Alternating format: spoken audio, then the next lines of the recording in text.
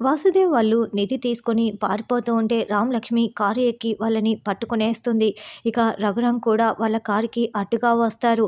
శ్రీను, శౌర్య కూడా, ఆద్య అందరూ అక్కడికి వచ్చి వాళ్ళనందరినీ చితక్కొట్టి నిధిని, వాసుదేవ్, ఎమ్మెల్యేని ముగ్గురిని కూడా కలెక్టర్ ముందు హాజరుపరుస్తారు. నిధిని కలెక్టర్కి అప్పచెప్పటంతో రామలక్ష్మిని అందరూ ఊరి ప్రజలు, కలెక్టర్ పొగుడుతూ ఉంటారు. వీళ్ళని అరెస్ట్ చేయండి, వీళ్ళకి ఖచ్చితంగా శిక్ష పడాల్సిందే అని వాసుదేవ్ ఎమ్మెల్యేని పోలీసులు పట్టుకు వెళ్ళిపోతారు. అమ్మ రామలక్ష్మి, నీ గొప్పతనం గురించి నేను చాలా విన్నాను. హాకీలో కూడా నువ్వు కప్పులు సాధించావంట. మళ్ళీ నీ ఎండోమెంట్ జాబు నీకు వచ్చేలా చేస్తాను అని కలెక్టర్ అభయమిచ్చి వెళ్ళిపోతుంది. తర్వాత ఆద్య చేత సంస్కృతి నాట్య కళాశాలని ఓపెనింగ్ చేయిస్తూ ఉంటారు. ఆ పూజ సందర్భంగా ఆద్య నటరాజ విగ్రహాన్ని చేతిలో పట్టుకొని ఉంటుంది.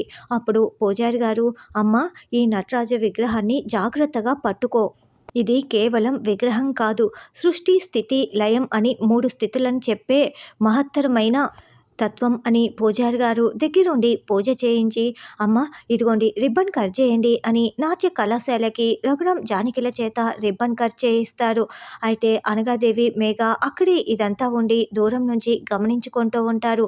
అలా రిబ్బన్ కట్ చేసిన తర్వాత రఘురాం, జానకి కుడికాలు నాట్య కళాశాలలో అడుగు పెడితే ఉంటే ఆగండంటూ అనగాదేవి, మేఘ అక్కడికి వస్తారు. దాంతో వాళ్ళు అడుగు లోపల పెట్టకుండా ఎందుకు అనగాదేవి వచ్చిందని షాకింగ్గా చూస్తూ ఉంటారు. సంస్కృతి నాట్య కళాశాల, వావ్ అంటూ అనగాదేవి వెటకారాలాడుతూ ఉంటుంది. మేఘ కానివ్వు అని చెప్పటంతో మేఘ ఒక వెస్టర్న్ డ్యాన్స్ పాటని ప్లే చేస్తూ ఉంటుంది.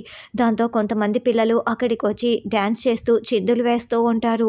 చూసావా, ప్రజెంట్ జనరేషన్కి కావాల్సింది ఇదే.